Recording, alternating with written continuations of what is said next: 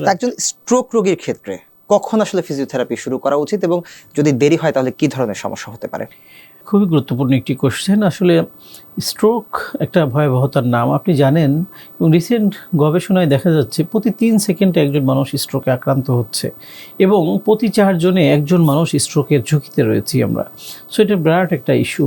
তো এই ক্ষেত্রে স্ট্রোকের পরে তার যে সমস্যাটা হলো, তার এক সাইডের পক্ষাঘাতগ্রস্ততা তৈরি হলো, সেটা যদি ইস্কেমিক স্ট্রোক হয়ে থাকে, যেটা কিছুক্ষণ আগে আমরা বলেছি, তার যদি ব্রেনে রক্ত চলাচল সরবরাহজনিত ঘাটতি থাকে, সেক্ষেত্রে আমরা ফ্রম দ্য ডে 1 আমরা ফিজিওথেরাপি স্টার্ট করতে পারি এবং সেটা যদি আর্লি শুরু করব, রোগী তত দ্রুত সুস্থ হবে।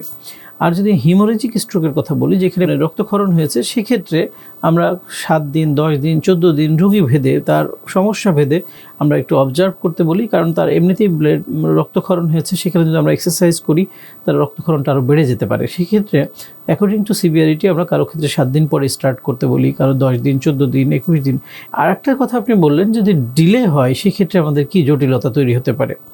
আমরা প্রায়শই এ ধরনের রোগী পাই যারা মনে করেন 1 বছর, 1.5 বছর আগে স্ট্রোক হয়েছে, তারপরে চিকিৎসাটা সঠিকভাবে হয়নি, অপচিকিৎসার শিকার হয়েছেন। অনেকে কবিরাজের কাছে যান, ঝাড়ফুঁক করেন, অভিশাপ লেগেছে বলে সমাজে এক ধরনের সোশ্যাল কিছু এরকম মিথ রয়েছে। তো এই জায়গাগুলো থেকে তারা কি করে আস্তে আস্তে করে ওই যে আক্রান্ত অংশের হাত পাগুলো স্টিফ হয়ে যায়, শক্ত হয়ে যায়, আর পূর্বের জায়গায় ফিরিয়ে নিয়ে আসা যায় না। একটা রেসিডুয়াল প্যারালাইসিস তাদের ডেভেলপ করে এবং সে যেমন তার পরিবারে 2 উপার্জনক্ষম ব্যক্তি হতেন বা হন, সে ওই পরিবারটাও ডিজেবল হয়ে যায়। ওভারঅল দেশে আমাদের একটা বার্ডেন তৈরি করে। তো এই জন্য গবেষণা বলছে যে ফিজিওথেরাপিটা খুবই গুরুত্বপূর্ণ প্রথম 90 দিনে, যে স্ট্রোক পরবর্তী 90 দিনকে একসাথে একটা গোল্ডেন আওয়ারের কথা বলছে, যে এই সময়টাই যদি প্রপারলি ওষুধ, ফিজিওথেরাপি, এক্সারসাইজ, লাইফস্টাইল মডিফিকেশান 4টা জিনিস যদি একসাথে করা যায়, তাহলে মোস্ট অফ দ্য কেসে রোগী তার স্বাভাবিক জীবনে ফিরে যেতে পারে। স্যার, আপনি তো বললেন যে একটা সময় পর বা দেরি হয়ে গেলে আসলে সেই জায়গাটি আসলে স্টিফ হয়ে যায় বা দেখা যাচ্ছে যে সে শক্ত হয়ে যাওয়ার কারণে আর পূর্বের অবস্থায় ফেরত আসে না।